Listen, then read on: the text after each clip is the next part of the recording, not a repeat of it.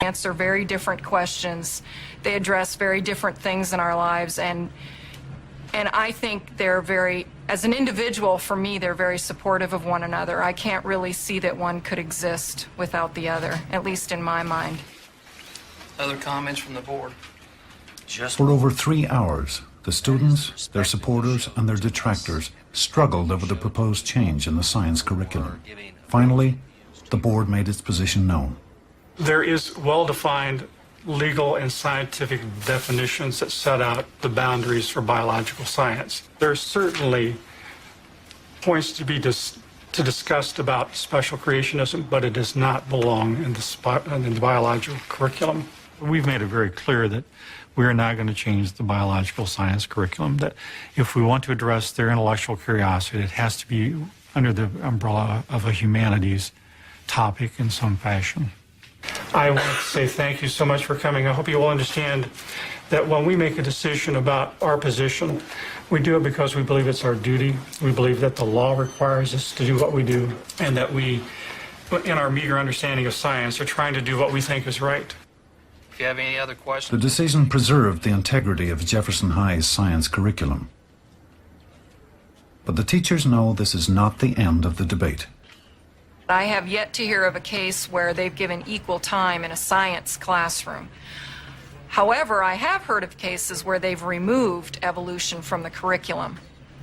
And I don't think the three of us would have continued teaching here had that been the case. I can't speak for them, but I really don't think as an educator I could teach biology and do it well if I couldn't talk about the natural processes that make it work. To take that element out would be removing one of the, well, the major pillar that supports that whole field of science. And in good conscience, I couldn't have slighted my kids that way in my classroom. The gift to be simple, the gift to be free, the gift to be free, the gift to be free. Are we placing students' faith at risk by examining these hard questions? Absolutely. But I would add additionally that there is no such thing as a safe place from which to hide from these issues. If we engage in the most rigid biblical literalism, the fact that our students live in a real world indicates that their faith is always at risk. Christians believe that our faith is rooted in real happenings in a real world. And so to try and structure a place or a way of conceptualizing our faith that insulates us and isolates us from risk is to rob Christianity of its very essence. One problem we have a lot of times is that people just look at Christians and they say, oh, you're just one of those religious fanatics. I don't want to come across as that. I want to be educated, I want to be intelligent, I want to have answers that someone can say, I can respect that.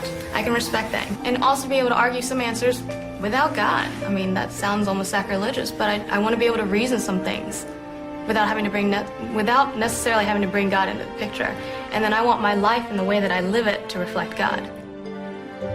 I don't think science and faith are inevitably in conflict. I am a scientist, I enjoy doing science, and I haven't thrown God out the window at all. I mean, I know a lot of people who live the same way, and because we look for natural causes and things doesn't mean we think that that's all there is. It doesn't mean that we're throwing out the meaning of life.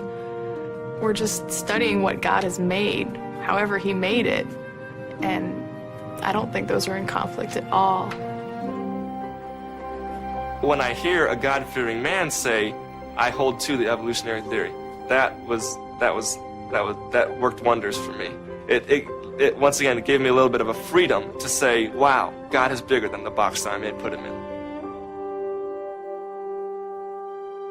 As his grandmother predicted, Nathan is searching it out. He is finding his own answer to the question, what about God?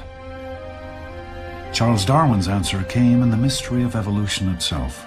In the final edition of his book On the Origin of Species, Darwin wrote, "There is grandeur in this view of life, with its several powers having been originally breathed by a creator into a few forms or into one.